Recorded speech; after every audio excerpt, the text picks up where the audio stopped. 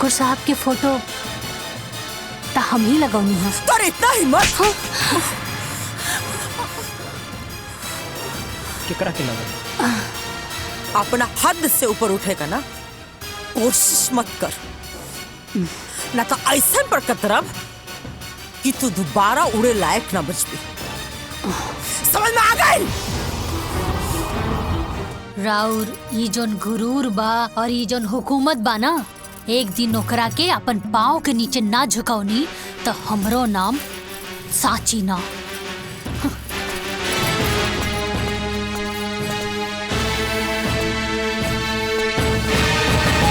माई जिंदगी तोहार दिहल हा और ई जिंदगी से जुड़ल जवन भी फैसला बा ओकर हकदार तू हो। हमके तोहार पसंद पे कोनो एतराज नहीं खे हमाई। तो ठीक बा, हम आवतन। ठीक बा माई।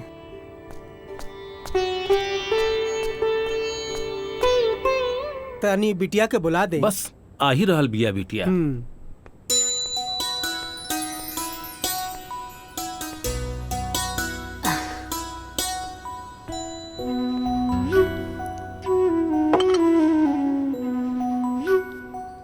ली चाय पी।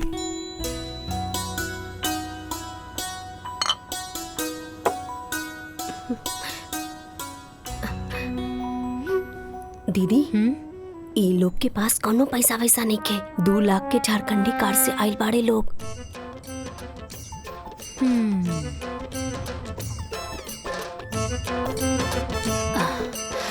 का काम करेनी? हमार नाम शेखर है। नाम ना, काम का करेनी? हमर खुद के बिजनेस बा। अच्छा अच्छा। का बिजनेस बा?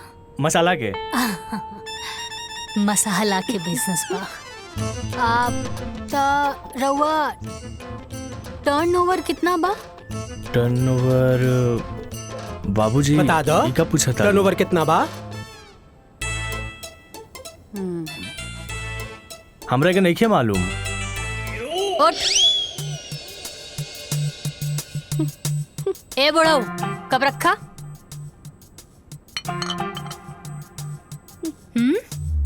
धोखेबाज। अरे ई लोगन के ना बाबूजी कोनो बिजनेस नहीं खे, ना मसाला के ना कुछ। अरे हमके तो लागता कि आटा के चक्की भी ना बा इन लोगन के लगे। ई लोगन के जब टर्नओवर के मतलब नहीं खे पता तो ई लोगन के का मालूम बा। और अभी ले तू लोग बैठल का बाड़ा, उठा उठा। अरे बाबूजी लड्डू ले ली। अरे निकला यहाँ से। निकल बाहर। चला, तू तो बेइज्जतियां करवा देला। चला। अरे बेटी, ई का कइलू तू? अरे बाबूजी, एक नंबर के फटीचर आदमी बाड़े और के लेके आयल रहे ऐसा रिश्ता। हाँ, अरे कामधारी काका। ई कामधारी काका के पास भी ना कोनो ढंग के काम नहीं खे। जैसे वो फटीचर बाड़न ना, वैसे ही फटीचर रिश्ता भी लेके आवेलन। अरे साची से बियाह करे खातिर कोनो ऑडी फॉर्च्यूनर बैंक बैलेंस लेके आए, तब जाके साची सोची है कि शादी करे के बा कि ना कि ऐसन 5 लाख झारखंडी कार वाला। हाँ।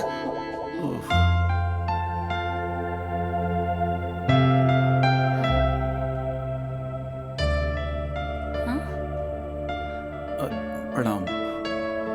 नमस्ते।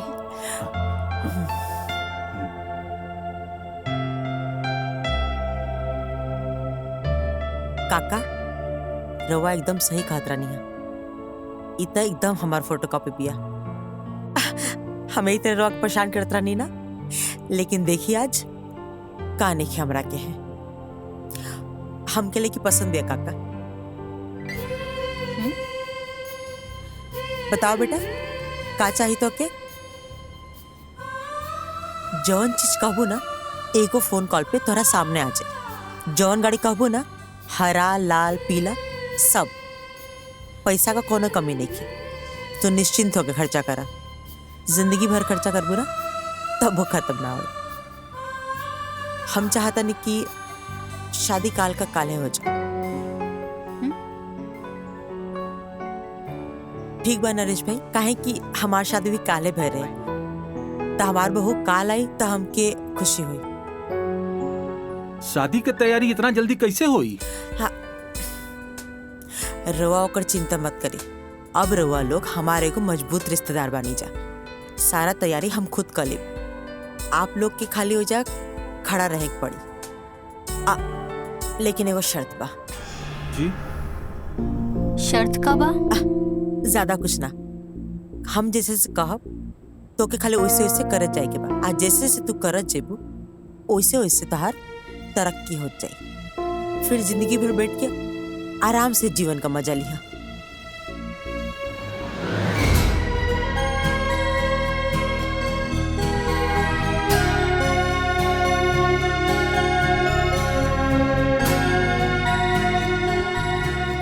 कुछ कम होता बता दे जा।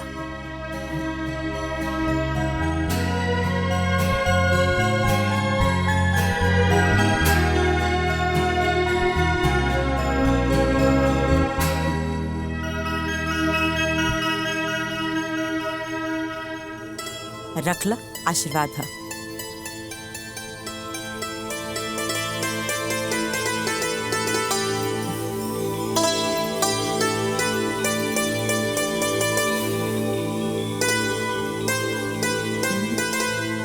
अब तो शादी तय हो गई। हाई लीजा मिठाई, पूरा मोहल्ला में बंटवा दीजिए।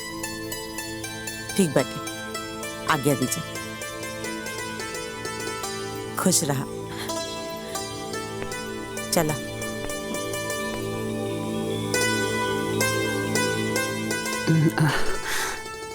बिना लड़का देखे शादी के लिए हाँ कह दे लूं? छोड़ी ना माई, अब रिस्क ले लेनी तो ले लेनी। अरे बेटा, कल शादी हो जाएगा, घर बस जाएगा, ओकरा बाद देखल जाई कि कौन केकरा के इशारा पे नचावता। अरे बेटी, उ देवकी के हम जाने ली, वो बहुत लोभी, लालची और स्वार्थी औरत बिया। कौनो बात नहीं खेमाई। अरे हमरा के भी तो पता चले कि वो खास काम और जरूरी काम उनकर का बा। काहे परेशान बड़ा? नहीं नहीं, कुछ नहीं। माँ का फोन है। हाँ माई, प्रणाम। खुश रहो बेटा, बहुत खुश रहो। ई कहत रहने के पैसा मिल गया ना? हाँ माई, मिल गई। ठीक बा। अच्छा सुनेगा जरूरी बात, हम ना राम का ब्याह तय कर दिल बानी। का बात करत है? अब भैया तैयार हो गए शादी खातिर? हाँ, अब ब्याह काले बाटे तो क्या आवे के बाद जरूर से आज ही है। माई बाकी एहिजा हमार दोस्त लोगन भी बारे। तो का हो गई, सबके ले लिया। अच्छा लगी, बाराती करी सब लोग। तो ठीक बा माई, ठीक बा, प्रणाम। हाँ चल, खुश रह बेटा। का बोल रही है मम्मी? राम भैया के शादी तो फिक्स हो गई बा। अच्छा। हाँ हाँ। हमनी सब के चले के बा बारात में। पर पापा? या तहर पापा तो ऐसे भी हमने के शादी ना होके दी है। तो चला हमार दुनिया में।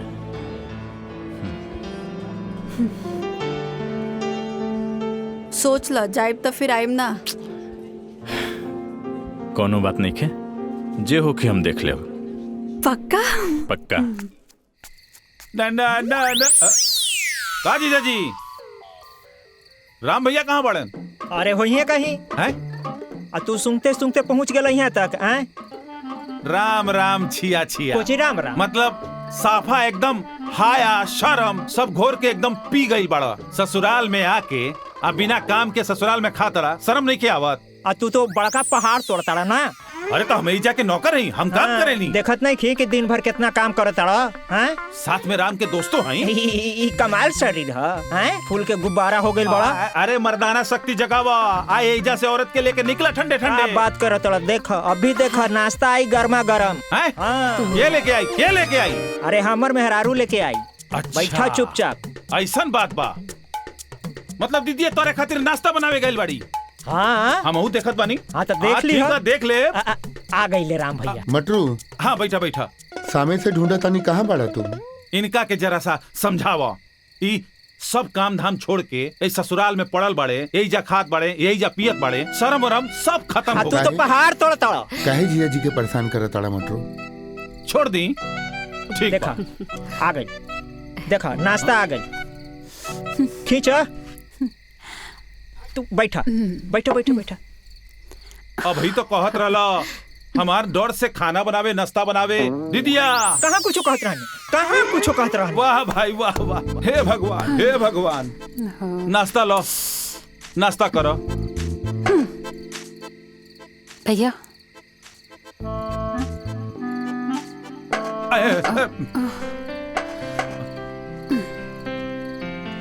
प्रणाम। खुश रह।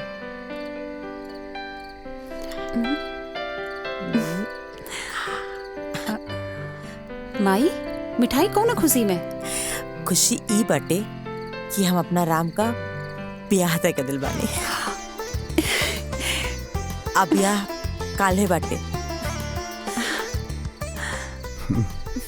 माई लक्ष्मण के कॉल कैलू? हाँ हाँ, तोरा लक्ष्मण के फोन कर दिल बानी। उ कल आ जाई, तो परेशान मत हो। फिलहाल तो हमरा संगे चला, तोहर कपड़ा खरीदे के बाद। ठीक है। चल।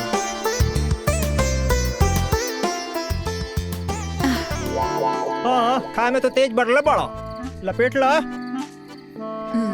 ए दीदिया, इनकरा के चुप कराने, बिना मतलब के, न काम के, न काज के। ज्यादा मत बोली, मिठाई खाई। ब्याह तय हो गई, आ हमरा के केहू कुछ बतैबे न कैल। कबो कबो तो संदेह होला कि हमहू ई घर के दमादे न हई, हैं कि कुछ और हैं। बतावा, अभी कुछ कामो न कैनी है, आ कल बियाहो बा, न कपड़ा सिलवनी आ न कुछ खरीदारी करनी। समय कहाँ बा? वाह वाह वाह, जेकरा लगे ई घर में खाली समय ही समय बा, उ कहता कि हमरा लगे समय ही नहीं खे। है ना? अरे अपने बियाह वाला कपड़ा लता पहन के चल चल जा बराती। अच्छा, और का? ठीक है बा। हाँ, अरे चुपचाप चली ना यहाँ से। जा जा निकल जा। धीरे बोला तो गलवा के नस फट जाए। हाँ चला निकला। अरे मिश्री मलाई खैला और कैला तन बुलंद, अब खैया शकरकंद।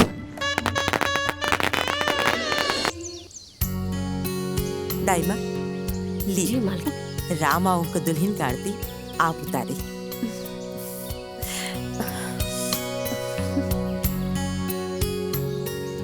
घर में नया बहू के आरती एगो नौकरानी करी का? ये नौकरानी ना हमार दाई माँ बड़ी। दाई माँ मतलब नौकरानी ही होला ना? दाई माँ का करबो दुल्हन, राम इतना ना दाइमा दाइमा के उनके प्यार करना कि अच्छा छोड़ा जाएगा, कौन बात नहीं। तू आवा, कलश की लात मार के भीतर आजा।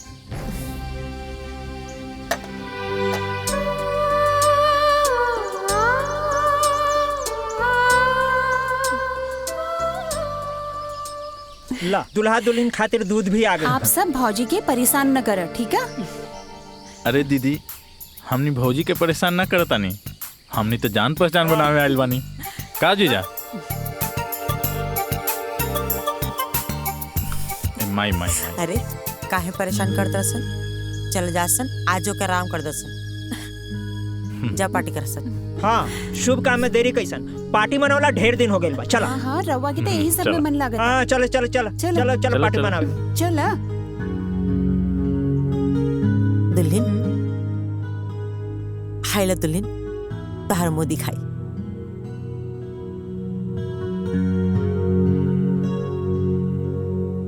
पूरा 5 लाख कहा। आज से तो के कुछ भी जरूरत हुई हमके बता दिया, तोहर पूरा ख्याल हम रखब। आज से न बहू, राम का जिम्मेदारी हम तो के सब पता नहीं। राम के तो अब अपना मुट्ठी में रखिया। जाना तो ना, हर औरत के अपना पति के ना अपना मुट्ठी में रखे चाहिए। कहे कि मर्द का जात था कभी भी बिगड़ सकेला। और एगो दूसर बात, जबले हमार काम ना हो जाए तबले तो के राम से दूरी बना के रखे पड़ी, ठीक बा ना? आज जब तक राम तहार सारा बात न माने लागे और तू जैसन कहा उसने ना करे लागे, तब तक हमार बात याद रखिए, ठीक बा ना? आज जैसे समय आई हम तक एक काम बता दे, तू बस वो छोटा सा काम कर दिया, फिर तार जिंदगी आजाद हो जाए, फिर आराम से अपन जिंदगी एंजॉय करत रही। जी सासू माँ, हम समझ गई नी, रउआ जैसन कहब हम वैसे नहीं करब। शाबाश, चलो ठीक बा, अब तू आराम कर।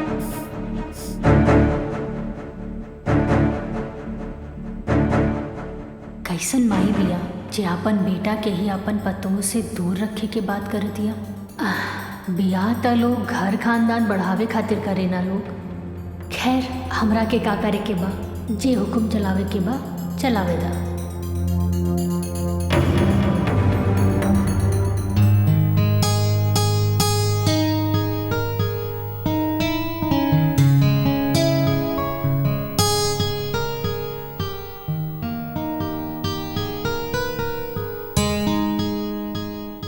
माई के पसंद के माने के पड़ी। ऐसा लागता कि आसमान से चांद उतर के हमरा सामने आके बैठ गइल बा। अखिया खोलबू, कुछ बोलबू, या पूरा रात अखिया बंद करके ही बिता देबू? अखियां एक शर्त पे ही खोलब। का शर्त बा? पहले रहुआ हमरा के वचन दी। ठीक बा, हम वचन देतानी। कहा ना जी कि सब कुछ इतना जल्दी भइल कि हम एक दूसरे के ठीक से जान पहचान भी ना पाऊनी। बस हमके थोड़ा समय चाहिए ताकि हम रहुआ की अच्छे से समझ सकी और एक दूसरे के जान सकी। ठीक। हाँ?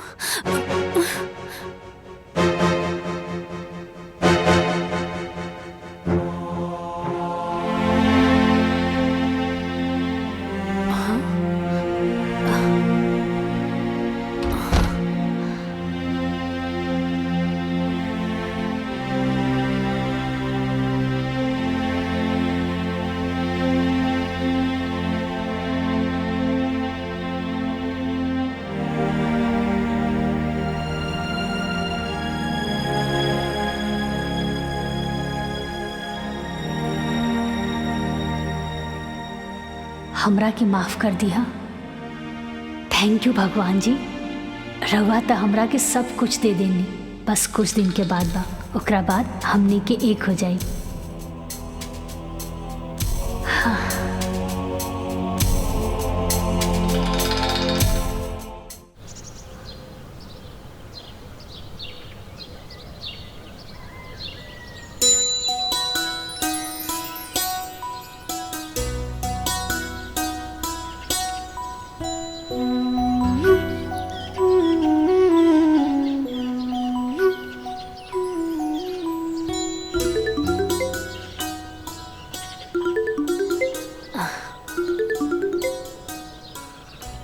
माई प्रणाम।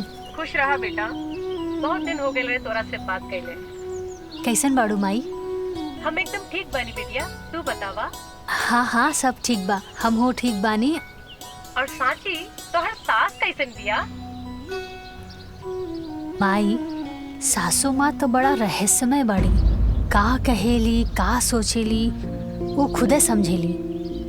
सुन बेटिया, हम तोरा के पहले भी बतैले रहनी, नजर रखिए ओकरा पर, बहुत खतरनाक बिया वो। अच्छा ये सब छोड़ा माई, ये बतावा कि बाबूजी कैसन बाड़े? ठीक बा बेटा। पूछत रहले कि साची के फोन आयल कि ना? ठीक बा माई, अब हम फोन रखा तानी, बाद में बात हुई। ठीक बा? ठीक बा।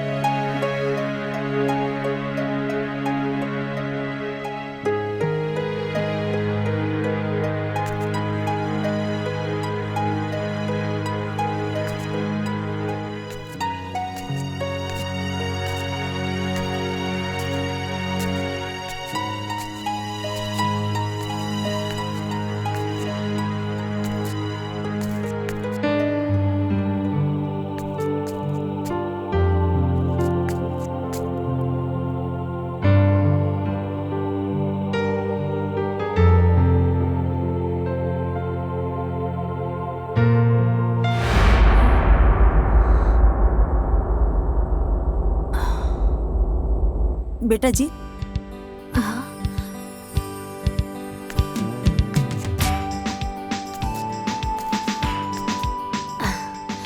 बोली ना सासू माँ। धन देख के ऊपरे ताकत रहबो का? माई बाबूजी संस्कार निखर सिखौले। सॉरी।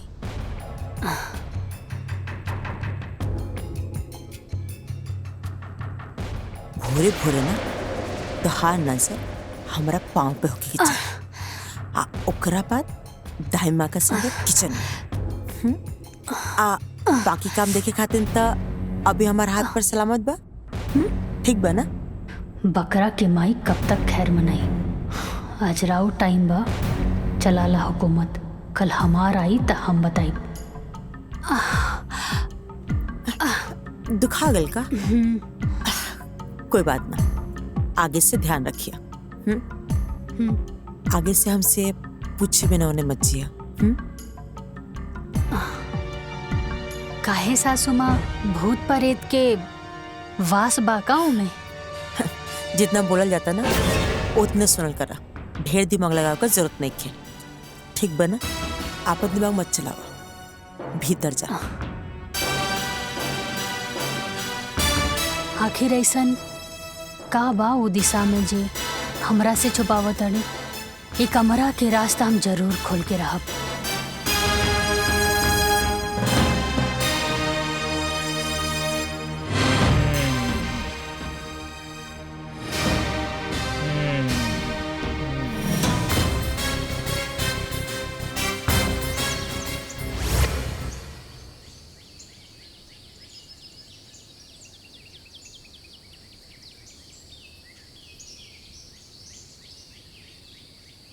भौजी तने एक मिनट। हाँ बोली ना पाहुन, का बात बा? बैठे। अब बैठे। बैठी ना रहुआ। तब कहीं भौजी का हाल चाल बा?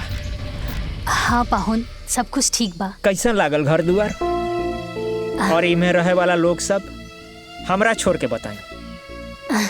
सब केहू अच्छा बा। घर द्वार भी बहुत अच्छा बा। हमरे जैसन खा गई नहीं ना धोखा। हाँ? एहिजा के लोगन के चेहरा गोर बा, बाकी दिल काला। हमरा दिल बिल्कुल साफ बा, गोर बा। रउआ सोचत हो खब कि काला कलोटा सुखड़ा आदमी के कि मंदाकिनी कैसे मिल गई, लंगूर के अंगूर कैसे भेटा गई? हाँ? कैसे बैठा गई? मोहब्बत भौजी। हाँ। मोहब्बत में आंधर हो गई रहनी है। वही मोहब्बत के चक्कर में ओकरा से बियाह कर बैठनी। ओकरा माई के चक्कर में, ओकर माई के मीठी मीठी बात में मुहा के घर जमाई बने खातिर तैयार हो गई नी भौजी। हमरा का मालूम रहे कि घर जमाई के साथ साथ ये जेल खाना के भी मुंह देखे पड़ी। ये अच्छा खासा चलता फिरता आदमी जेल खाना में बंद हो गई। अभी जेल से कैसे मुक्ति मिली है भौजी, कुछ समझ में नहीं खे आवत। पाहुन रहुआ चिंता मत करी, सब कुछ ठीक हो जाई। ए जी कहाँ बानी? अब का होल तहरा के? सुनी, रवा देख ली, हम अपन काम निपटा के आवत आनी। ठीक बा भौजी।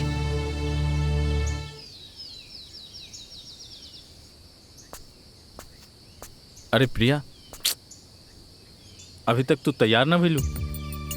चल फटाफट तैयार हो जा। जौकी लोग भी तैयार हो गए हैं, छोड़ दी है तेरा। चला। ताकि तू फिर वहां आके हमारा इस्तेमाल कर सका। एक बात कान खोल के सुन ले लक्ष्मण, तहर झांसा में बहुत आ गई नहीं। अब यहाँ से हम कहीं न जाए। हम घरे जाए के सारा रास्ता बंद हो चुकल बा। प्रिया, हम तहरा से कहले बानी हम माई से बात करब। तू काहे इतना टेंशन लेता रू? कह दिया नी ना कि हम कहीं न जाए, मतलब कहीं न जाए।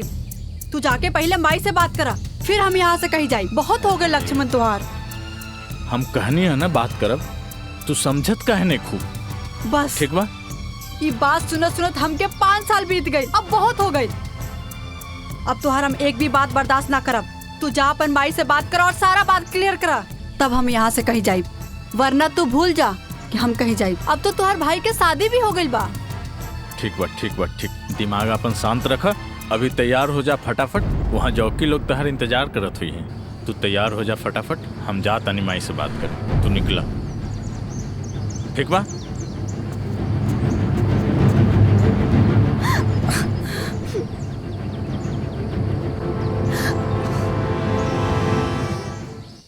ई मटरुआ त दिन पर दिन लापरवाह भइल जाता। अभी ले खाना लेवे ना आइल। राम के खाई में देरी होता।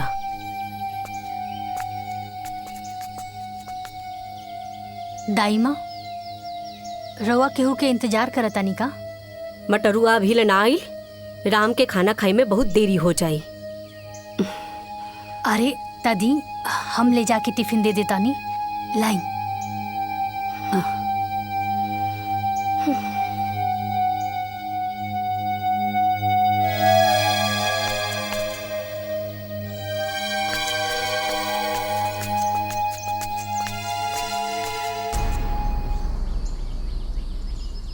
बेटा जी, पति पर प्यार उमड़े लागल बा का?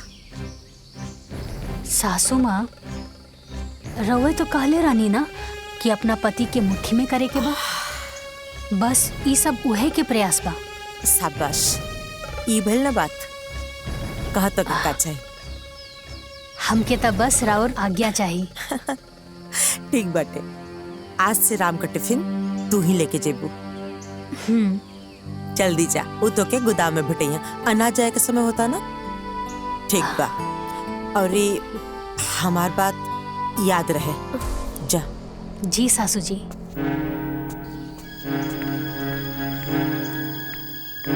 एक बार बस हमार सासू माँ जी के काम खत्म हो जाए, ओकरा बाद हमके हमार पति से मिले खातिर केहू ना रोक सकेला।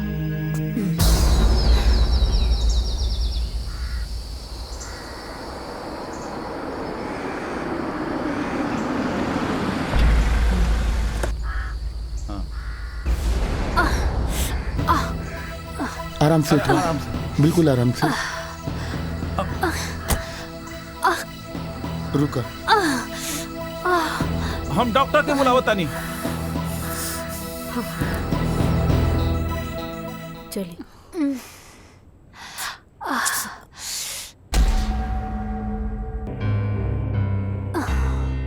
मामूली चोट है, चोट की वजह से बुखार आ गया है। मैं दवाई लिख के दे देता हूँ, आप मंगवा लीजिएगा, सुबह तक ठीक हो जाएगा। धन्यवाद डॉक्टर साहब। मटरू, हाँ माँ जी। ये डॉक्टर साहब दवाई लिख के देता ना, जाके ले ले यहाँ। और डॉक्टर साहब के भी बाहर तक छोड़ दा। ठीक बा। ए जीजा, साथे चलो। तू रहेला तो हमरा थोड़ा ठीक लगी। हम कहे जाई? हम कहीं रात के बहरा आई जाए ले ना। ये कुल तहरा वजह से भइल बा। तू जा। हमरा वजह से? सरऊ, तू समय पे टिफिन लेवे आ जाता तो ये आज भौजी के संगे ये ना होखी। हाँ जा। तोरा भाई। मटरू चुप, जाके चुपचाप दवाई लेके आओ। और आप सब भी यही जब भीड़ के लगा कोनो जरूरत नहीं के, जाके अपन अपन काम करी जा। जाई जाइए। चलिए डॉक्टर साहब, चलो। चले। दुल्हन, तू आराम करा। कोनो चीज का जरूरत हुई तो दाई माँ के आवाज दे दिया। जी सासू माँ। ठीक बा माई।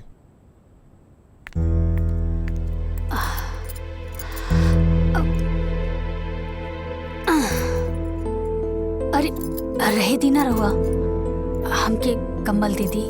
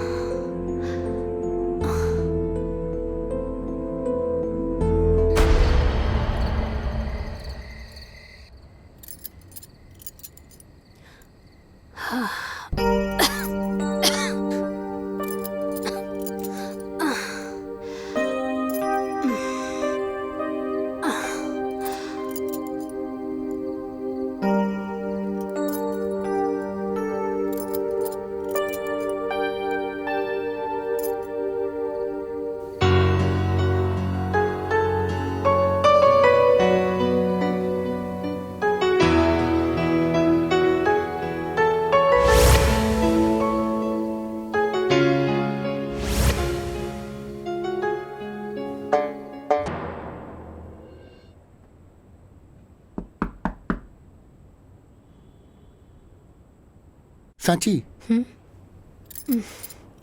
सोई दी ना। अरे उठा उठा के वो गेट पीट रहा बा। अरे बाप रे बाप, दाई माँ, अरे जल्दी से हटाई। अगर देख ली ना तो सब गड़बड़ हो जाई। हटाई हटाई, जल्दी करी ना।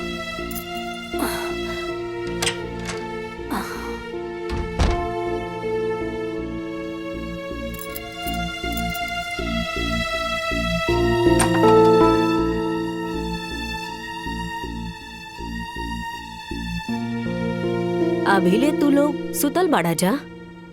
ली चाय पी ली। दाई माँ, एक छोटी सी गलती की वजह से रउआ अभी हमरा से नाराज बानी। आपन बेटी समझ के हमरा के माफ कर दी ना। हम तो तोहके ओ दिने माफ कर देने रहनी हा, तोहसे भला काहे नाराज रहब। तू तो लक्ष्मी बाड़ू ही घर के।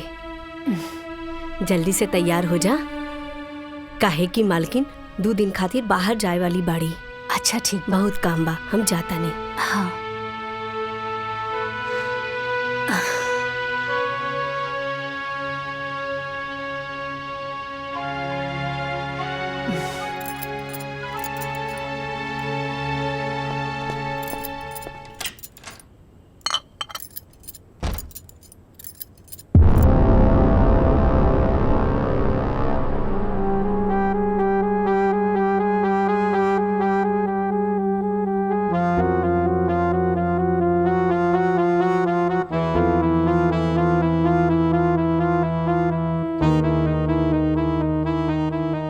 चमक धमक के बीच में ई जंग लगल ताला, कहीं कमरा में कोनो राज तो दफन नहीं खे।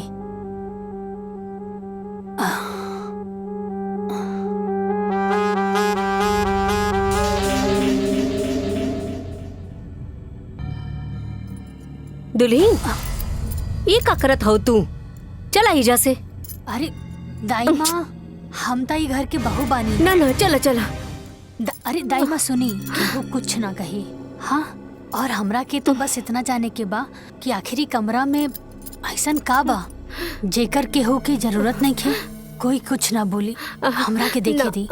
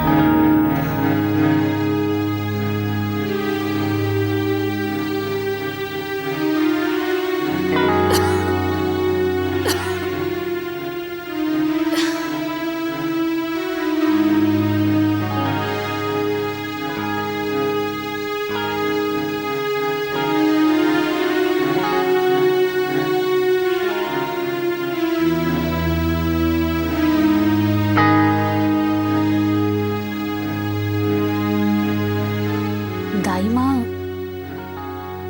ई के बा? ई मालिक के तस्वीर बा दुल्हीन।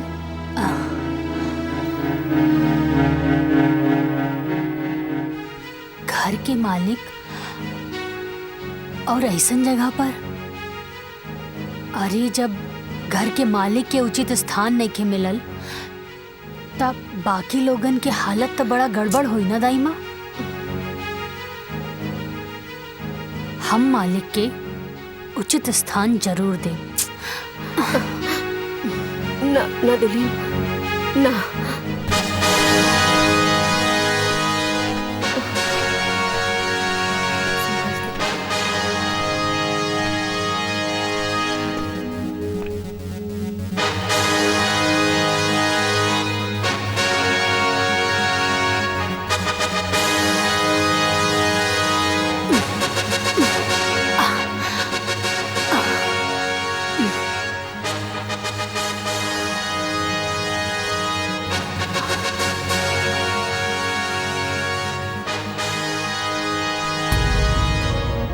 दाई माँ, अब देख ला, घर के मालिक के उनका उचित स्थान मिल गई। एक काम करी, ई पेंटिंग के हटवा दी यहाँ से, ठीक है? ठीक बा दुल्हन।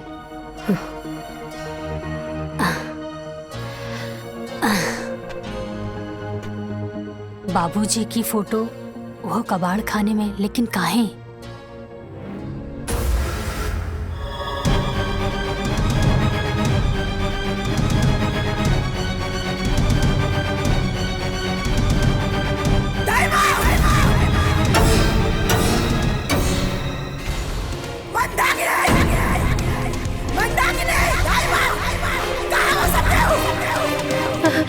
हाँ मलकिन, कहाँ भाई माई?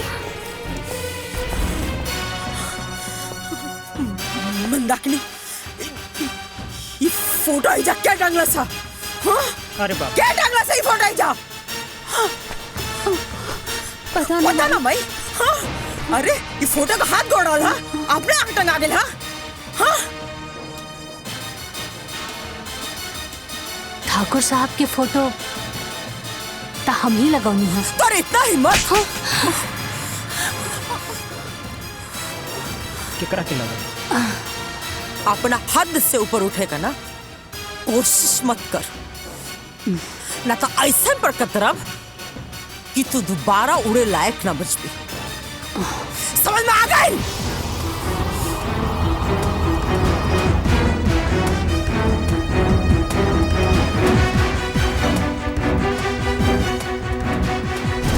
का भइल माई?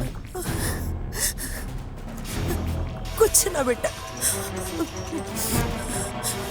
वो साची ना तोहर बाबूजी का फोटो लगौले बानी।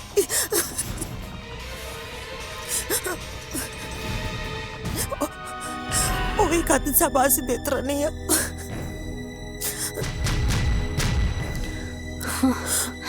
चुप हो जा माई, मत रो माई। माई हाँ, वो के कैसे समझाई कि हम आज ले उनकर फोटो इजा काहे ना लगौन। अरे हमके तो यकीन ना होला क्यों नहीं कौन। मत रो माई। बाकी कौन बात ना, अगर दुल्हन फोटो लगाइए दिले बाड़ी तो ये दुल्हन ओ पाएगो मालो टांग दो। ए माई, माई चुप हो जा माई।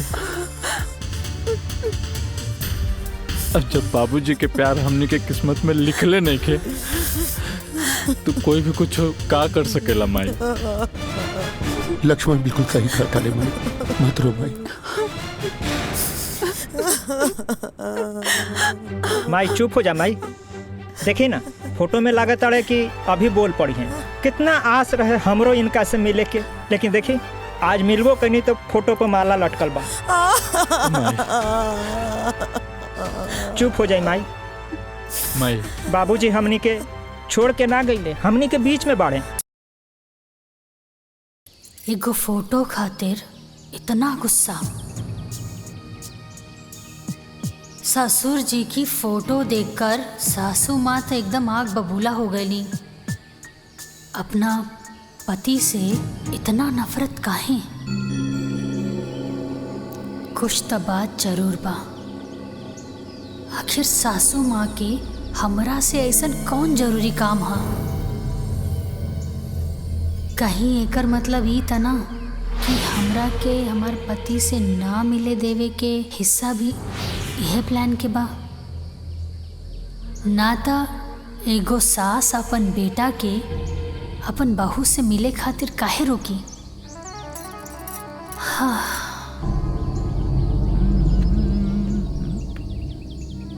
भाभी, भाभी, भाभी। अरे देवर जी आई। का भाभी, भैया के याद आवता का?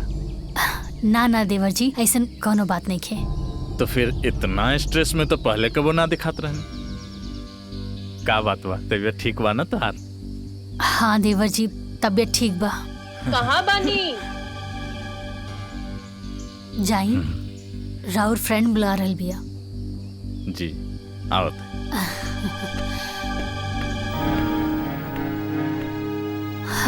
आखिर केकरा से पूछी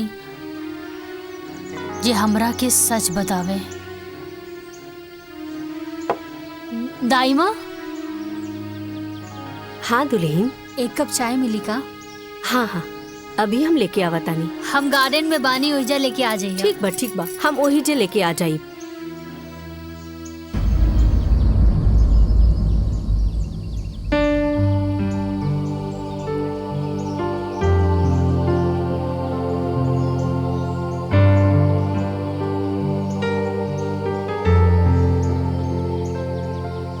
दुल्हन, हाँ हाय चाइला।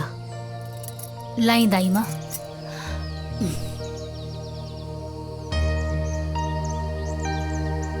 दाइमा, कहा दुल्हन? अगर रवा से हम कुछ पूछब त रवा बुरा तो ना नु मानब? ऐसन काहे कहा था? पूछा। दाइमा, रवा ई हवेली में कितने साल से काम करत बाड़ू? जब से राम के जन्म भई तब से ये हवेली में हम बानी। हाँ। अच्छा दाइमा, एक बात बताई, ये ससुर जी की फोटो देख के सासू माँ इतना गुस्सा में काहे आ गई? एकरो जिम्मेवार हम ही बानी दुल्हन। छोड़ा ना, जायदा उनकर तो आदते बा बोले के। अरे दाइमा सुनीता, एक तरफ बहू भी बोलत आनी और दूसरी तरफ बात भी छुपा रहल बानी। अरे हुआ जिम्मेदार कैसे मानी? का बताई दुल्हन, राम जब 5 साल के रहने तबे मालकिन के स्वर्गवास हो गई और मालकिन की याद में ठाकुर साहब दिन रात नशा में ही रहे लगने। तब ठाकुर साहब से हम ही जीत गईनी कि हमर गांव में एगो हमर सहेली बा, ओकरा से बियाह कर ली और ठाकुर साहब भी बात खातिर तैयार भी हो गईलन। और एक दिन देवकी, एक बात हम था कि यही क्लियर कर देता नहीं कि हमरा से कबो संतान के तू उम्मीद मत रखिया। काहे के हमनी लगे एक संतान बा जेकरा पर तहार पूरा अधिकार रही, ताकि कबो भी हम संतान का कमी ना होके दे। ताकि हमारा बात से कोई एतराज तो नहीं है? ठीक बा।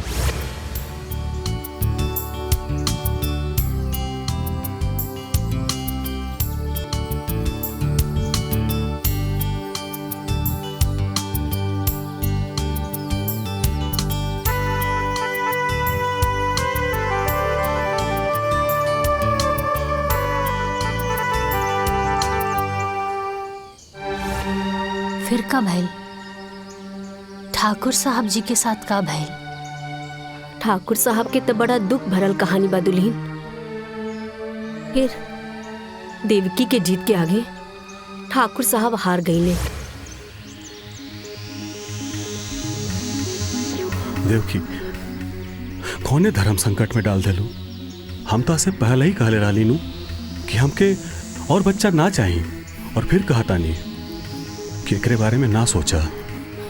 ठीक बा ठाकुर साहब, हम भी अभी ना जहाँ था देवकी, दाएं ने खबरदार, जो मरे एक बात कहलू। ठीक बा, तू जैसन कहबू उहे हुई, पर भगवान खातिर मरे के बात मत करो।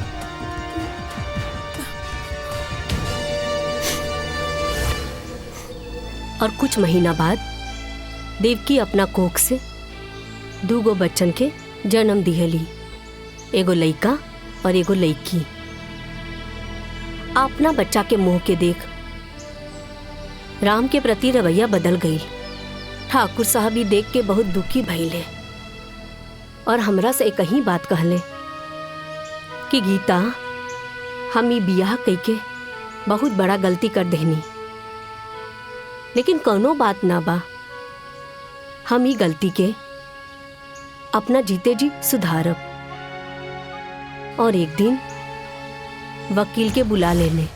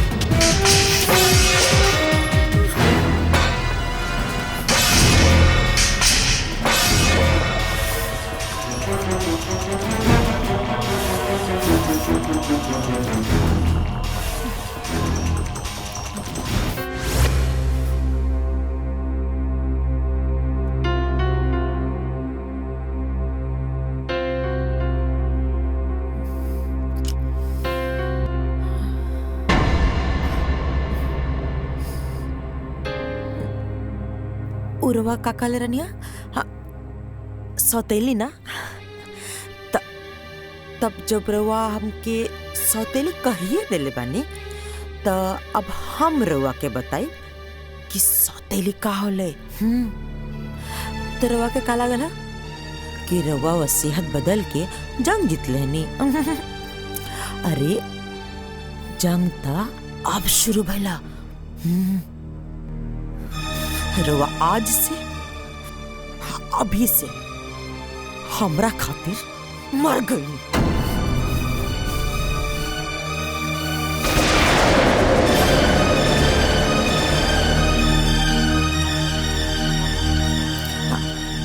रवा के का लागल ई जोन एक्सीडेंट भइल वो इत्तेफाक रहल। आहा वो हम करवले रहनिया।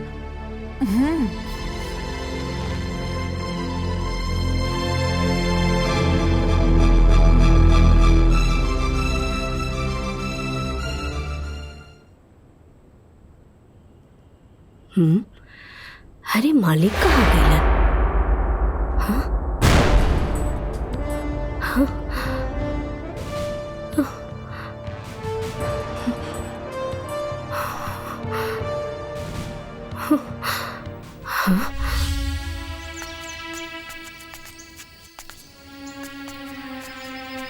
ओकरा बाद ठाकुर साहब कहाँ गईले?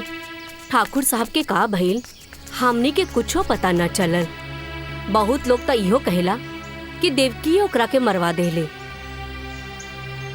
अगर हमके पता होखित कि हमार सहेली अंदर से ऐसन बिया था तो हम शादी करवैती ही ना। हमके अपना सहेली माने के बजाय एगो नौकरानी मानतिया। ई सबके तो जिम्मेदार हम ही हई।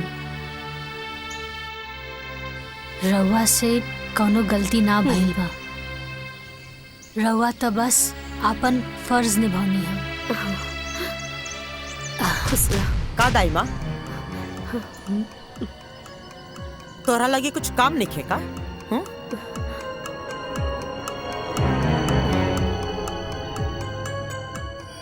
ए लड़की तू रुक।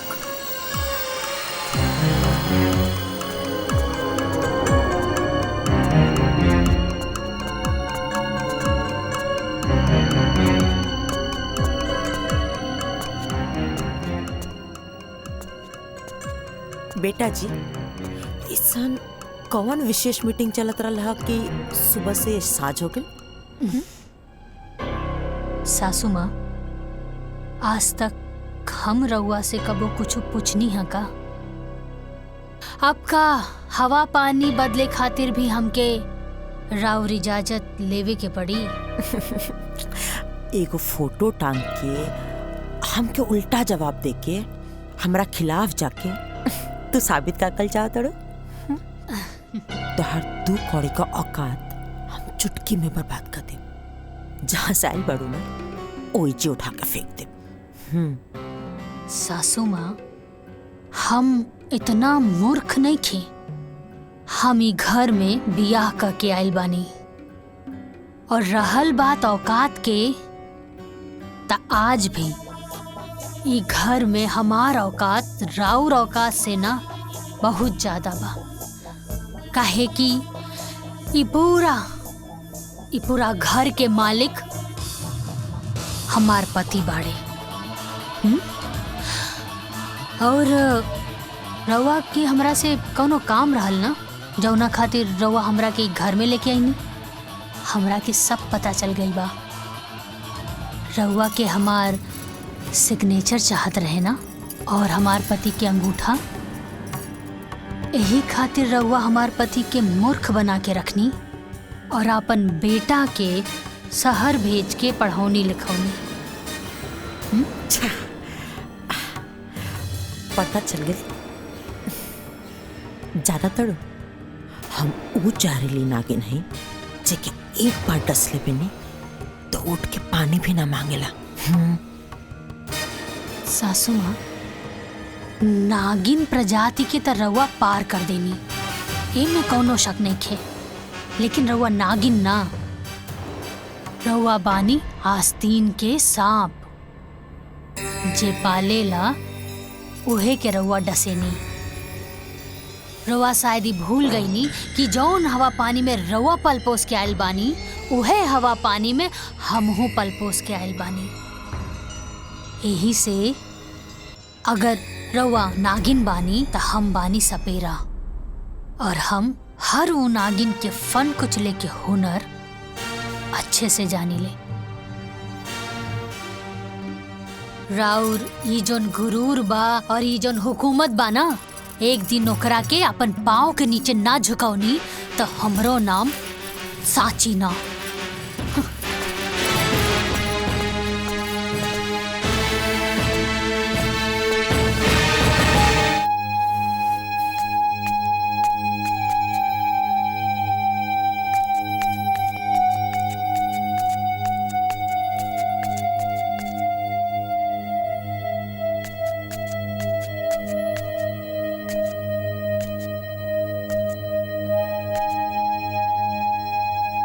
भौजी सुनी ना, 1 मिनट सुनी ना।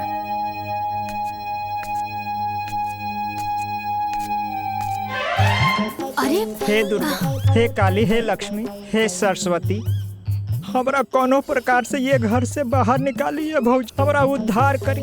अरे बाहुनी, ई रउआ का कर रहल बानी? हाँ उठी, अरे पहले उठी।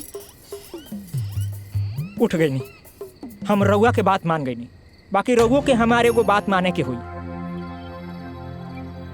बीए पास, पढ़ल लिखल है, अपन पैर पर खड़ा होखल चाहता नहीं, बिजनेस करल चाहत बानी, लेकिन वो हमार सास हमार राह में कुंडली मार के बैठल बाड़ी। भौजी कुछ उपाय करी।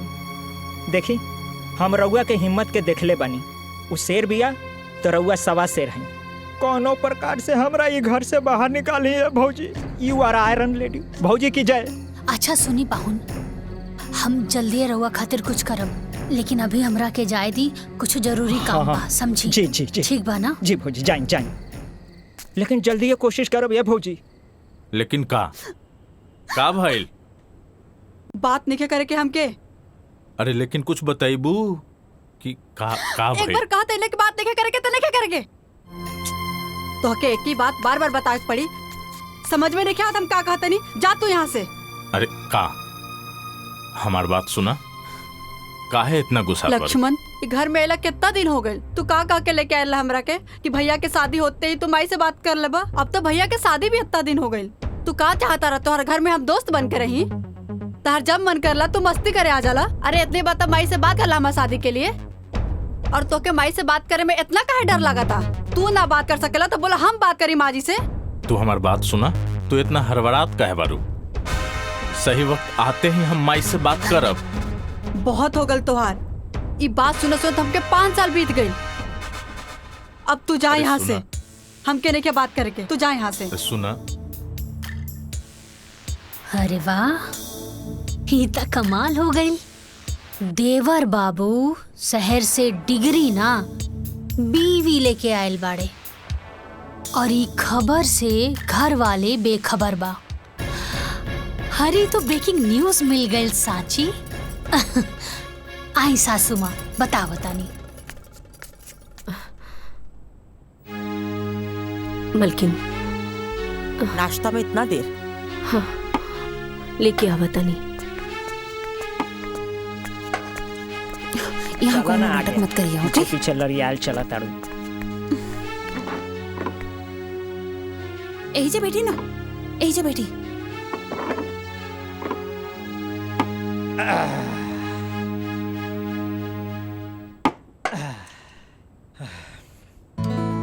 भूख लागल बा। हटी। प्रणाम माई। माई बहुत भूख लागल बा, खाना दा ना। दाई माँ हमरो लावा। दाई माँ रोटी दा। आज कुछ चटपटा नहीं खे बनल बा का? आय का मेहमान जी, कुछ खुशखबरी आवे वाला बा का? जौन चटर पटर खाए के मन करता। सारा वो तहरा से मुँहे लगावल बेकार बा। हाँ ठीक कहला।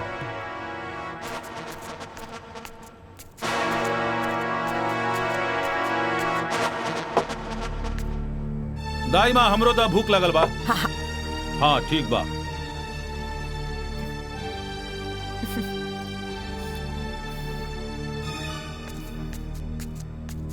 रहुआ उठी, ऊपर बैठ के खाना खाई। पर हम तो बचपन से ऐसा ही खाता रहल बानी।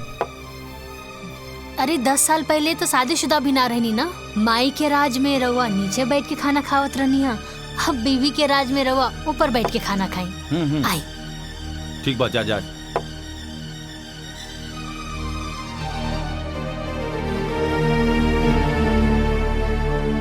आई बैठी।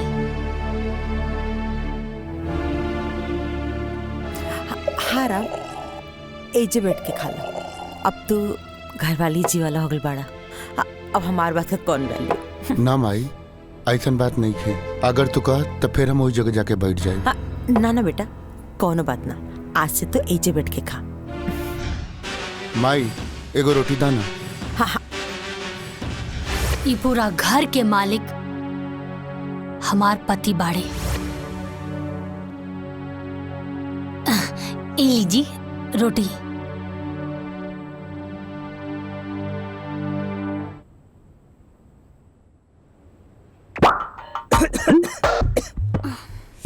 कितना तीखा भाई सब्जी।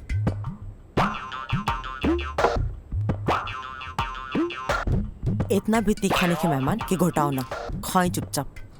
तोहरा से चुपचाप ना बैठल जाला का, चुपचाप खाई ना। ए दीदिया, अरे इनका उड़द तीर पकड़े के आदत पड़ गई बा।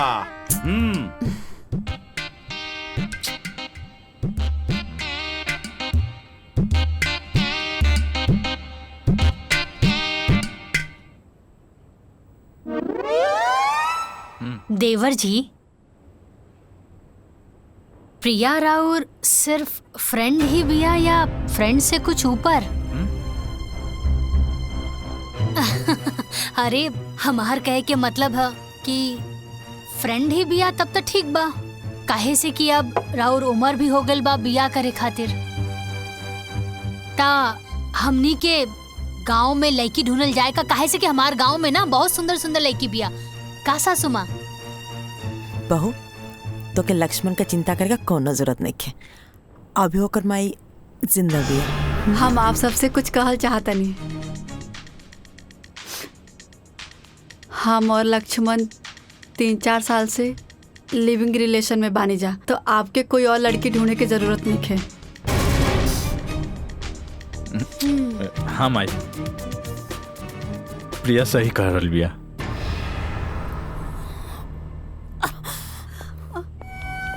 माई माई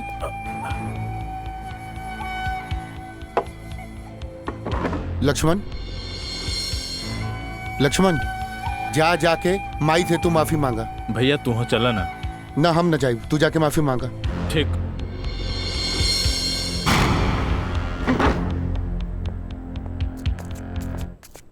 पाहुन, ई लिव इन रिलेशनशिप का होला? वो जो शादी से पहले होला ना, वही होला। मतलब आजकल के जनरेशन के पता ना का हो गइल बा, शादी ब्याह के झंझटे से एकदम खत्म। बाप रे बाप, ढेर कलयुग आ गइल बा। हमरा खाए दो। ढेर बात बोलब, चुपचाप बैठी ना। दीदिया का कहती है सुना।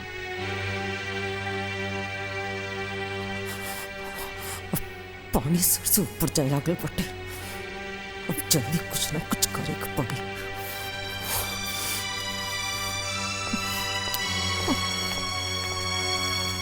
माई माई, ए माई, नाराज बारी का? नाराज काहे होई? हमार शौक, हमार अरमान, हमार गुरूर का गला घोट के पूछे तड़ा कि माई नाराज बाड़ी। अरे 3 साल से ये बात हमसे छुपा के रख ली। आज जब बतावे का बेरी आयल है, जाके दूसरा से बोल ले हा, तो उन्हें का ठान के रख ले बड़ा सन ना कि हमार अरमान पर पानी फेर कर हम बसन।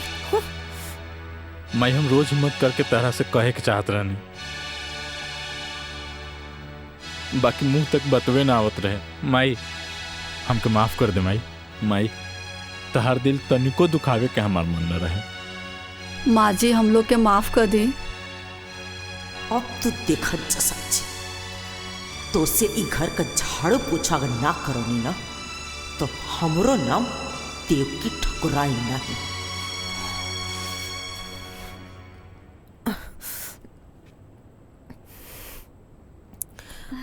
प्रिया तो हमके शुरू से पसंद रही बुद्धू।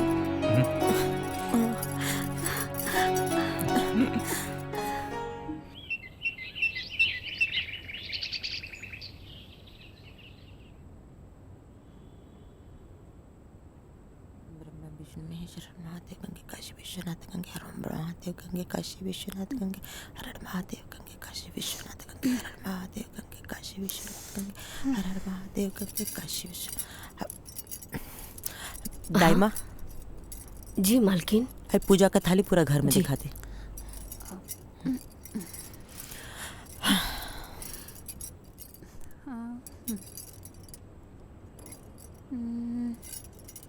प्रिया बहू।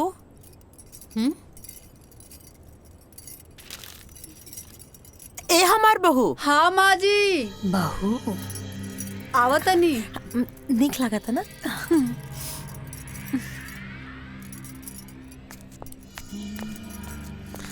प्रिया पे बहुत अच्छा लगी। हाँ माँ जी। आओ ना हमारा लगे बैठा। हमार चांदनी है बहू। अब देखो प्रिया, तू हमके पहले तो कुछ ना बतौलू तो हमके ढंग से स्वागत करे के भी मौका ना मिलल।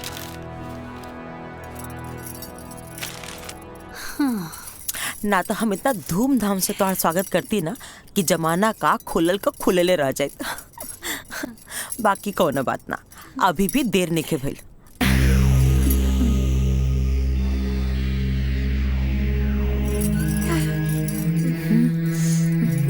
हमार खानदानी हारा।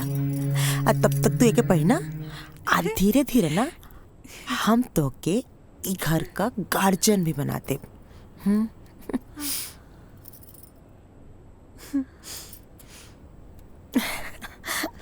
प्रणाम भाई।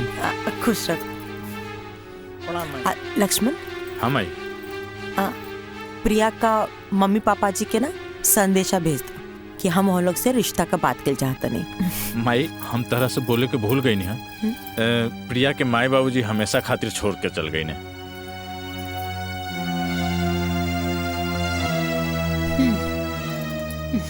हाँ तो का भेल, हम प्रिया का माई हैं आज से।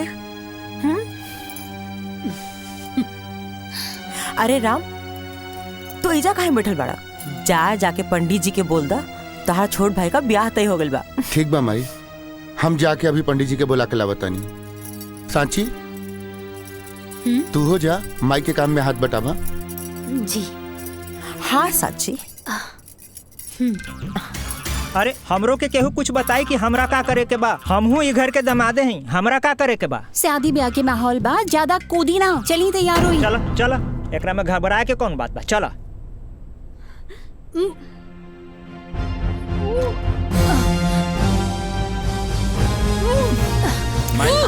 माई असली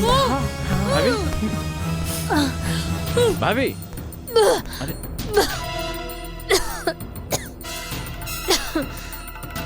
और ये तहार खुशी देख के मुंह बनावती है। चाय दे जरूरत है। हाँ तो देख हई सन हमारा लगी कम से कम 10 को बा। का भइल भाभी? भाभी ठीक तो बानी ना? हाँ देवर जी हम ठीक बानी, बस उल्टी आ गई। भाभी डॉक्टर बुलाई का? अरे ना देवर जी हम ठीक बानी। और रउआ एजा का करत बानी? राउर तो शादी के बाद चला था ना, जाई तैयारी करी। भाभी हम ठीक बानी, रवा जाई। ठीक ठीक बा।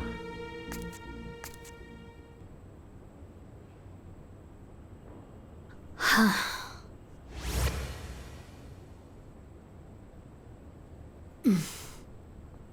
सांची हम का भइल, तोहार तबीयत ठीक बा ना? हाँ हम ठीक बानी। लक्ष्मण बतावत रहे कि तोरा उल्टी भइल रहे नीचे। खुशखबरी बा। हम तोहार तबीयत के बात करत तानी और तू खुशखबरी के बात करत तानी। रउआ पापा बने वाला बानी का? साचो? हाँ। कबले हम पापा बन जाए? हम जाके माँ की बता क्या बता? अरे बैठी था। अरे अभी बहुत टाइम बा, और सासू माँ के हम समय देख के बता दे, काहे से अभी घर में शादी ब्याह के माहौल बना। बधाई हो पापा जी।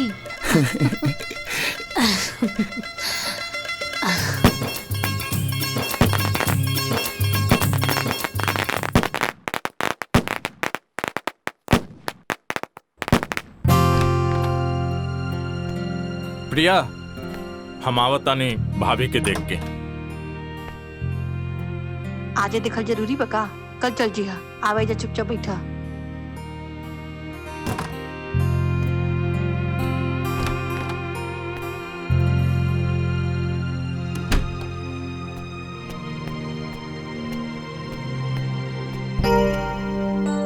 का भइल भाभी? ठीक तो बानी न रहुआ? तबीयत ज्यादा खराब हो गई बा लगता। भाभी कहीं तो हम डंडार हेल्थ में कॉल करके डॉक्टर से अपॉइंटमेंट ले ली। अरे नाना देवर जी, हम एकदम ठीक बानी और ये सब करे के कोनो जरूरत नहीं खे। और रउआ एजा का कर रहल बानी? जाई, प्रिया इंतजार करत हुई। अरे ना भाभी, पहले हमरा खातिर रहुआ लोगिन बानी, ओकर बाद प्रिया। हा लक्ष्मण, तू टेंशन मत ला, हम बानी नु। तू जा, प्रिया तहार इंतजार करत हुई।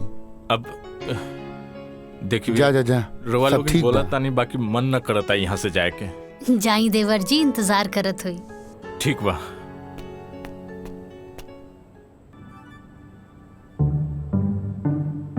एक बात बताई, सच में हम बड़ा किस्मत वाला बानी जी, हमके ऐसन देवर जी मिलल बड़े। हाय तोहार मुंह दिखाई।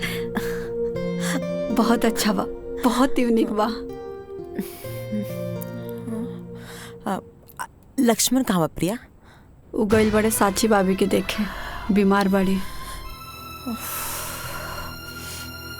हमार तो अपने लेकर पराया हो गई बा। हमार लड़का मतलब? प्रिया, ओ राम हमार अपन बेटा ना हा। अरे उ सौतेला ह, सौतेला। हम बहुत कोशिश करें कि लक्ष्मण ओकरा से दूर रहो, लेकिन वो तो भैया भैया करके एकदम भगत बन गइल बा। अब तू ही सोच दुल्हन, का हम इहे दिन खातिर ओके पढ़ौले लिखौले रहनी हा कि वो जाहिल गवार का पीछे पीछे घूमत रहो? हाँ, बाकी प्रिया, अब हम ये चाहता नहीं ना कि तू लक्ष्मण के अपना मुट्ठी में रखा। हाँ, कोशिश करिए कि लक्ष्मण जितना हो सको वो नौकरन से दूर रहो। हाँ हाँ, ठीक बाटे। तो अपन ध्यान रखिए, ठीक बा? आराम करा।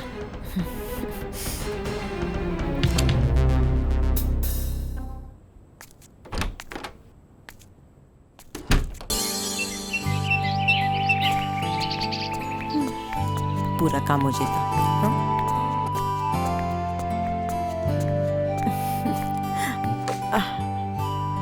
प्रणाम माई। तू भी बैठ जा बेटा।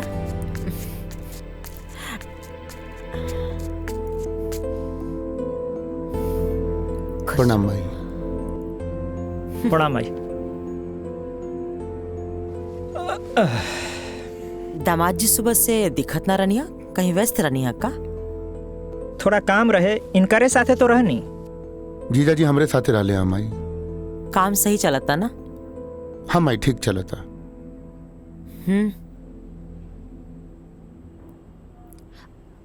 सुनी ना देवर जी। हाँ भाभी। जीजा जी के रवा लोगन से कुछ बात करे के रहल हा। हम कहाँ कुछ कहनी हा। हाँ, कहत रहनी है कि सिनेमा। जीजा जी, रवा तो कोनो बिजनेस की बात करत रहनी है ना? हाँ हाँ, याद पड़। हम चाहत रहनी है कि हम बिजनेस शुरू करल चाहत रहनी है। बाकी यहाँ ना, जौनपुर में अपने जिला। ये तो बहुत अच्छा बात बा माई।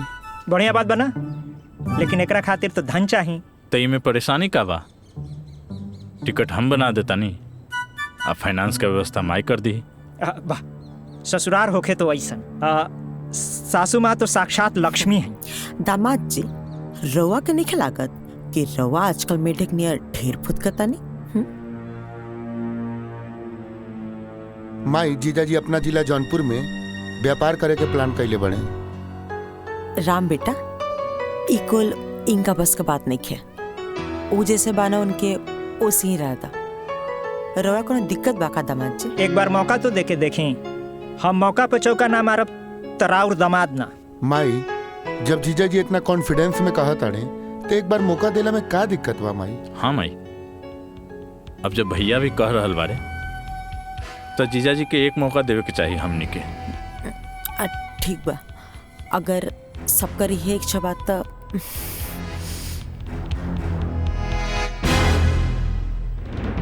जिया जी हमरा टिकट बना देता नहीं। ला खाली हम अकेले थोड़े जाए, अब बिजनेस बा तो नया नया बिजनेस शुरू करब तो हिसाब बखरा खातिर कोई तो चाहे न, साथ में मंदाकिनी जी हैं तो काम आसान हो जाए।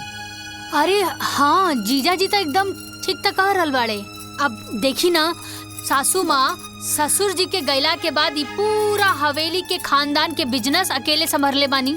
कुल हिसाब किताब अम्मा जी अकेले देखत बानी, और हमनी के भी देखी हमनी कैसे पूरा अपन ससुराल के जिम्मेदारी उठावत बानी। अब अगर मंदाकिनी जीजा जी के साथ में जई हैं तो उनके बिजनेस में बढ़ोतरी होई ना। का अम्मा जी सही कहा तानी ना? तो ठीक बा जिया जी, हम दोनों जना के टिकट बना देता नहीं। हाँ देवर जी कर दी।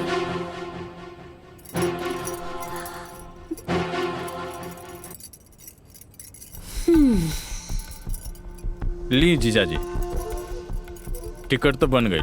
असम के ट्रेन बा और टिकट बन गई जी, शाम के ट्रेन बा। तहार बहुत बहुत धन्यवाद। ठीक बात है, चलो चल जल्दी चलो, सामान पैक करे को हुई। चलो चलो चलो। अरे सुनो ना, सुनो सुनो, चल चल जल्दी चल, चला ढेर मानी सामान बिखरल हुई, सबके समेटे के हुई। चलो चलो, अरे चला ना, चलो चल चल चल चला चला। प्रिया हाँ जा तू हेल्प करा। ठीक बा। हम मठू के बोले लिया बतानी भैया, हम भी चलता नहीं। अगर चला जमाई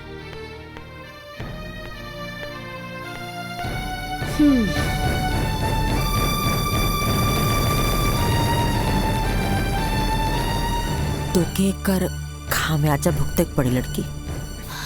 भोगी तो अब रउआ सासू माँ, और देखत रही कैसे एक एक करके सबके होके रउआ से दूर कर दे।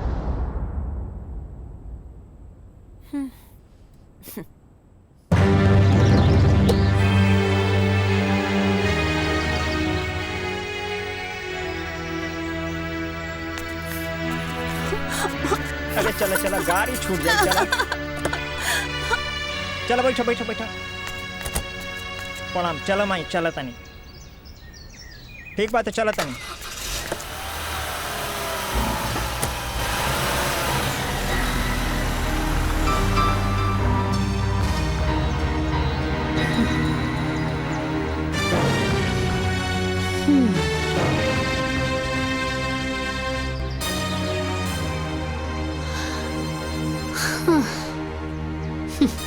ए मटरू, रुको रुको रुको रुको।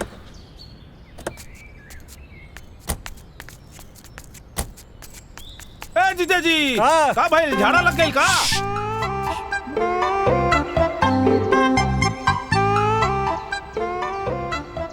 हे भगवान, हमरा ससुरारी के रास्ता के मुंह ना देखे के पड़े। हे भगवान, हमरा इस सास के दोबारा मुंह ना देखे के पड़े। हे भगवान, यहाँ के सारा अनौती पनौती सब यहीं रह जाओ। एक सेकंड हो गई हो गई। सबसे बड़का पनौती के तो लेके जाता कहाँ? अब हमरा का मालूम कि कहाँ ले जाता चलो चलो चलो, चलो ट्रेन छूट जाई महाराज। चलो चल चल चल चल चल।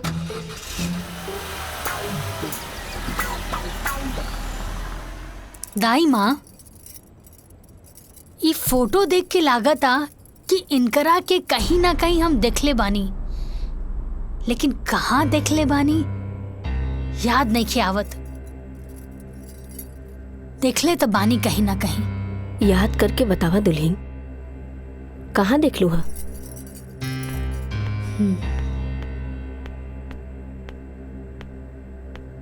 दाई माँ, एक कप कॉफी मिली का? हाँ अभी अभी लावतानी। ठीक बा।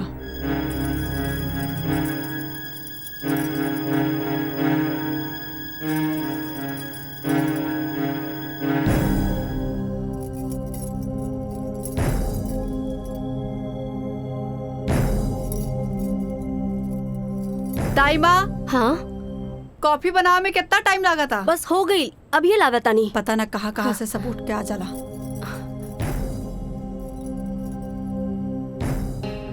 इला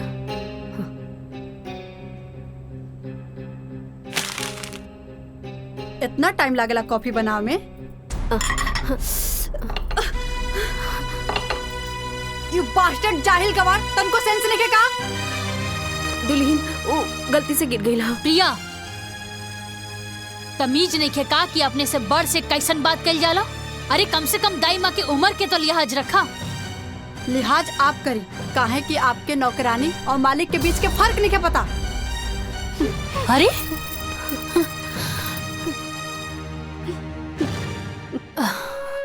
दाई माँ, दाई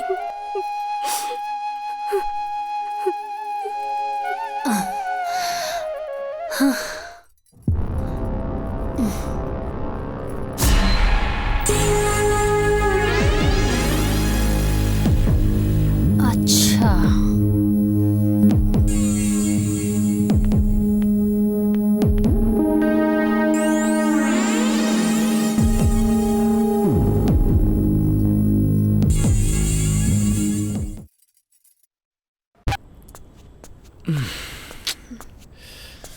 अरे वाह, का बात बा, आज तो कुछ ज्यादा ही सुंदर लगा तारू।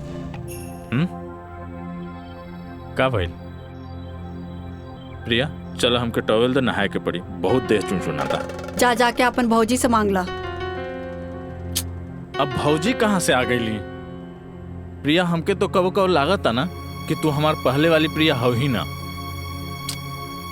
शादी के बाद एकदम बदल गई लू। अरे चलो भाई टॉवेल दा, देह नोचता। देह नोचे चाहे माथा, गवार वाला काम करे में बड़ा मजा आवेला ना। गवार मजदूर के साथ रहत रहत तू मजदूर हो गल बड़ा। अगर मजदूरी करे करला तो इतना काहे पढ़ला लिखला? प्रिया अपना जवान के लगाम दा। का गलत बोलता नहीं, मजदूर के मजदूरे बोलम ना। प्रिया वो हमार भाई हा। भाई है तो का गवार हा? प्रिया लक्ष्मण,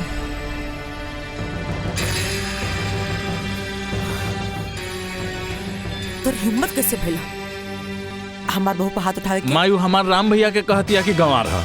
और का गलत कहलसिया? अरे पढ़ल लिखल बड़े तो मालिक का काम करू। माई लेकिन वो तो भैया के शोभा देता ना। त ठीक बा, जिंदगी भर ओकर नौकरी करू, हाँ ओही का संपत्ति पर गुलाम बन के जी। माई तू का कहता रू? हम सही कहता नहीं। अरे तोर बाबूजी मरे से पहले अपन सारा संपत्ति और राम का नाम पे कके चल गए ना। अब अगर ओकर मर्जी हुई तो ओमा से होता के 2 टुकड़ा दे दे, बाकी अब तक वो संभव नहीं है। काहे के ओकर आपन वारिस आवेला बाटे। आपका जब मेहरारू भी है ना, उन ओमा से 2 कौड़ी भी तो के ना दी। अरे बेटा, हम तोर माई है, जौन कहता नहीं तोर भलाई खातिर कहता नहीं, तू समझ। माई हमके कुछ समझ नहीं के आवत। माई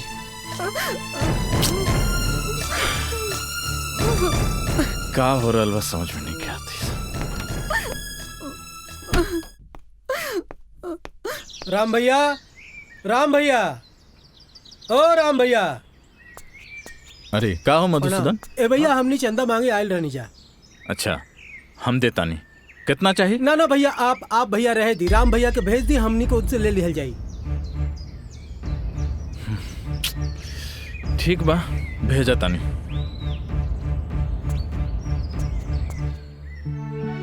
देखा राम भैया आ गए। भैया का भइल मधुसूदन? भैया हमने मंदिर में पूजा अर्चना खातिर चंदा मांगे आयल बानी।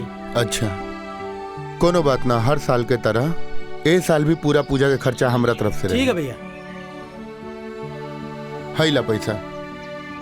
जी भैया। कोनो चीज में कमी ना होखे के चाहिए। ठीक है भैया। निसंकोच कोनो बात हुई तो बताइए। जी भैया, प्रणाम। ठीक बा। प्रणाम भैया। लक्ष्मण का भैया? नाश्ता कैला है? हो गई। हाँ मटरू भाई, थोड़ा बाहर जाता नहीं काम से, तू खेते पे जाके पानी पटा ली है।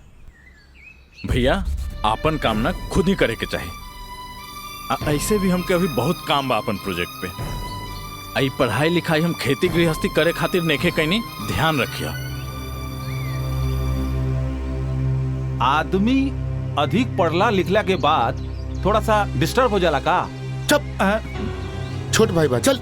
हाँ चला।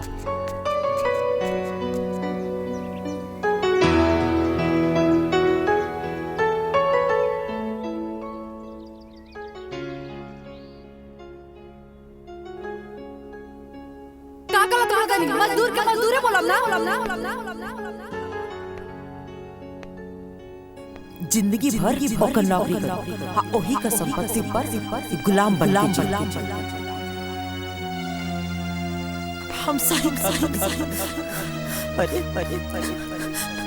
तोर बाप मरे से पहले अपन सारा संपत्ति वो राम का नाम पे करके चल गया। अब अगर ओकर मर्जी हो तो ओमा से होता के 2 टुकड़ा दे और खाली फोने में बात करता बका मैं मिले के मन ना करला। तार भैया का जन्मदिन भी आवे वाला बाटे, हो सके तो समय निकाल के आ जाइए। अगर मजदूरी करे तो इतना काहे पढ़ला लिखला।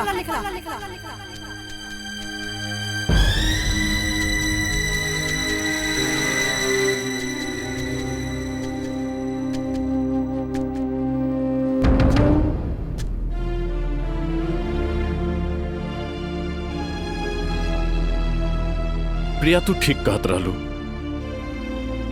हमार नाम के एक भी पहचान अपन गांव वाले के सामने नहीं है। तो के हम उहे न समझात रहनी। हाँ अब सही समय बाटे अपन मुट्ठी टाइट कर दे, न तो सब कुछ ना रेत का नियर निकल जाई। तो माई ओकरा खातिर का करे के पड़ी? विशेष कुछ ना करे के पड़ी, खाली वसीयत का पेपर पे राम से अंगूठा लगा के पड़ी, वो लड़की से साइन करा के पड़ी। बस पूरा दौलत संपत्ति के सब कुछ के तो इकलौता वारिस हो जाए। ई काम हम आज का आज ही कर दे। राम के तो हम जैसे बोलो उससे कली, बाकी टेढ़ा खेर बिया लेकी, बाकी जो भी हो आज तो फैसला हो के रही।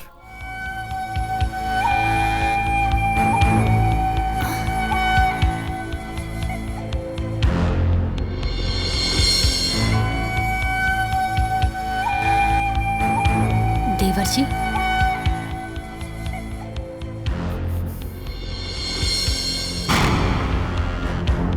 सासू माँ, बहू सवेरे मंदिर गए रहलू, साज का दिया बाती कर तड़ू, बहुत शुभ घड़ी बाटे। तनी हमार छोट काम कर दो, हाई पेपर साइन कर दो।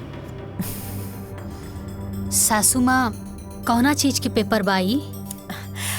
तो के याद बा तो से कले रहनी, तो से को छोट काम रही, जब सही समय तो बता दे। उहे ला वसीयत का पेपर है, साइन करता।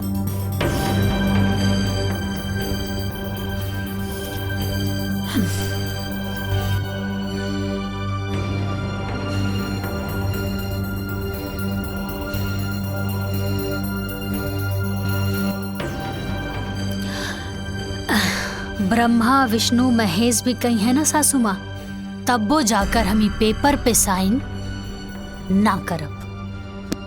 भाभी कर दी साइन। अच्छा एकर मतलब कि सब लोग एक हो गए बाड़ा, कोनो दिक्कत नहीं के।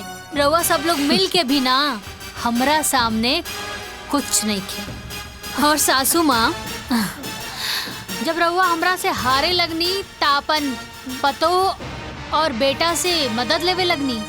अरे रउआ के कुछ ता शर्म करे के चाहत रहे।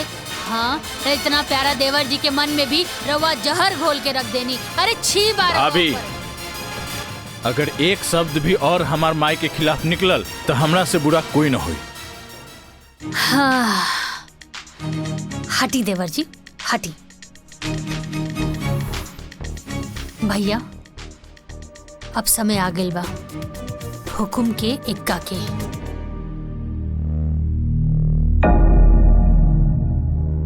सासू माँ तू डाल डाल त हम पात पात।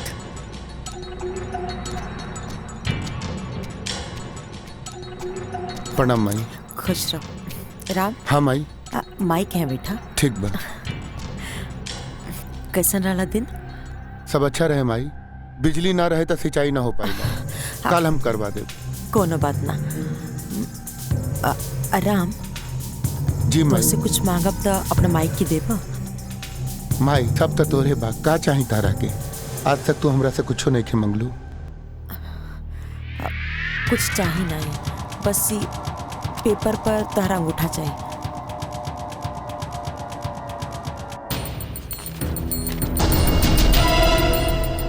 यहाँ पे माई।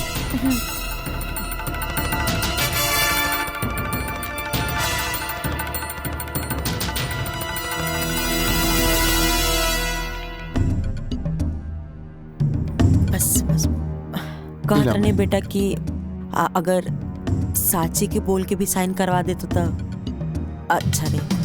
ठीक बा माई, हम करवा देता नहीं। साची, साची जी यहाँ आवा। आवता नहीं।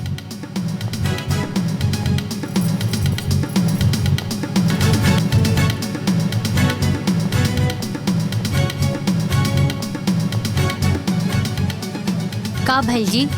साची है पेपर पर साइन कर दा। रउआ क देनी का? हाँ हम अंगूठा लगा देनी है। रउआ भी ना इतना सीधा बानी। ए लेकी हमरा के ज्यादा टाइम नहीं है, चुपचाप जल्दी से साइन कर। सासू माँ रउआ गलत जगह प्रयास करतानी। हम कहनी ना कि हम ई पेपर पे साइन नइखे करब और कबो ना करब। साची जिद मत करा, साइन कर दा। रउआ के पता भी बा कि का बा? अरे वसीहत के पेपर बाई। ए लेकी ते चुपचाप साइन कर बिक्की। हाजे तोर सुहाग के मिटा के रखती। अगर रउआ के मारे के बाना तो हमरा के मारी। तो के मार का करब? तो क्या तोर बच्चा के ते घर में नौकर बना के रखो। माई ई तू का कहा ताड़ू? उहे जौन तू सुनत बोल चुपचाप अपन मेहरारू का कि साइन करो पेपर पर।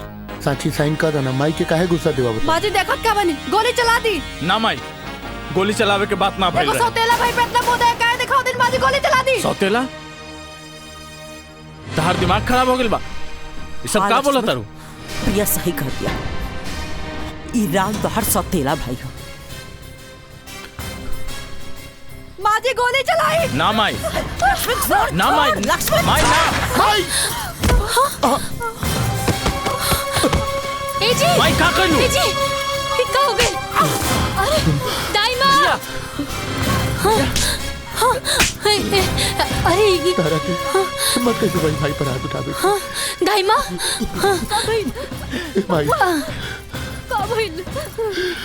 ए बेटे माफ कर दे भाई। ये बच्चा भाई के नहीं के पता भाई का कहले बा।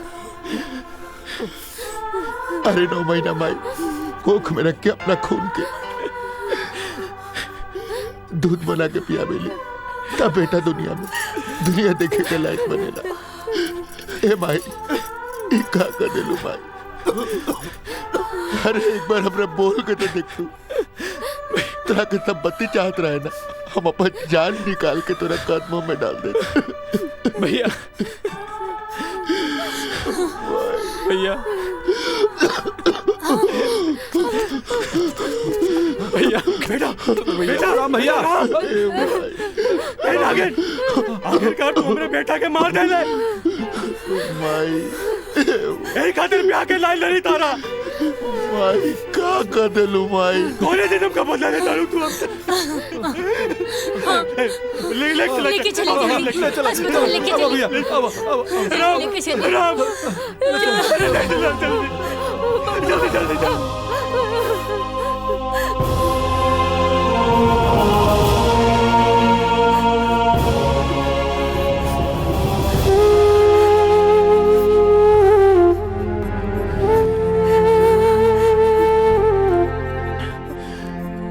इतना बड़ा झूठ।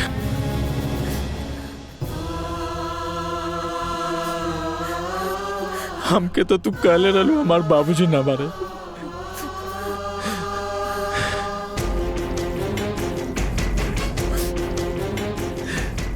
बाकी काहे माई, काहे ऐसन कैलू?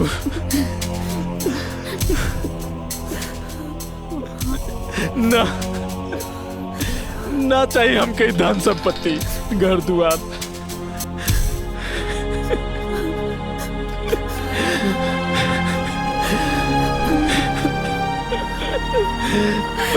ना चाहिए।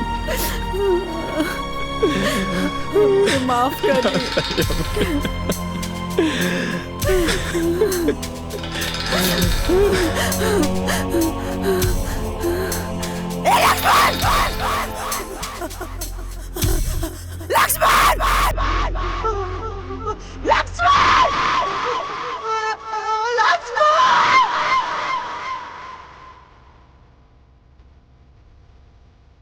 ठीक हो? ठीक बानी ना?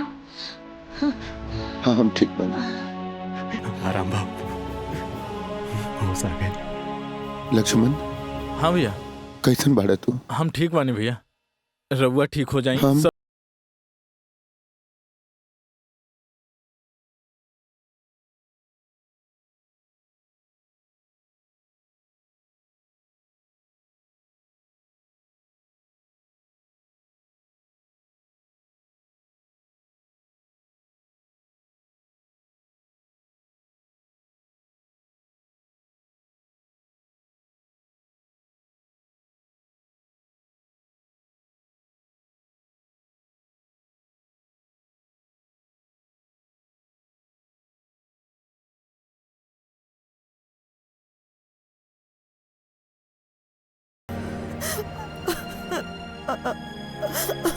अरे तोरा हमरा से थोड़ा भी नफरत ना होला?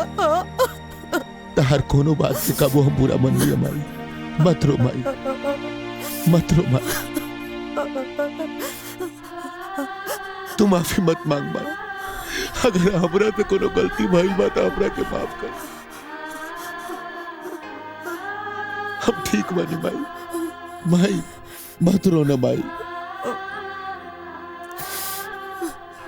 मत रो।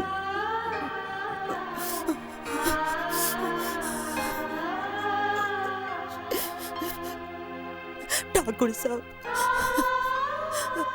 रवा भी हमके माफ कर दी। अरे अरे हम लोभ में आके ना अपन फर्ज भुला गए रहनी। हमार परिवार हमके लौटा दी, हमार परिवार हमके लौटा दी ठाकुर साहब। देवकी, सुबह के भूलल अगर शाम के घर आ जाए तो ओकरा भूलल ना कहल जाला। देवकी, गलती हमार है। अगर हम ताके सौतेली ना कहती तो तू सौतेला व्यवहार ना कर तू। लक्ष्मण, माई के चुप करावा। माई तू चुप हो जा।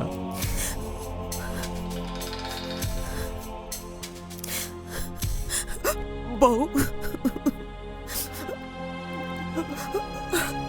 हम सबसे बड़ तो हार गुनाहगार बनी। अरे तू तो हमारा घर का लक्ष्मी रहलू, लेकिन हम तोरा संगे कितना गलत कही, कितना गलत। तो कि जौन सजा देवे बा तू हमके दे दा, बाकी हमके माफ कर दे। माई, माई, रउआ के प्राश्चित कैला के कौनो जरूरत नहीं खे। राउर एक एक आंसू ई बात के गवाही देता कि रउआ निश्चल बानी। और माई कहल जाला ना कि अंत भला त सब भला। और सासू माँ, अब सॉरी माई, अब कौनो शर्त वर्त तो नहीं खे ना?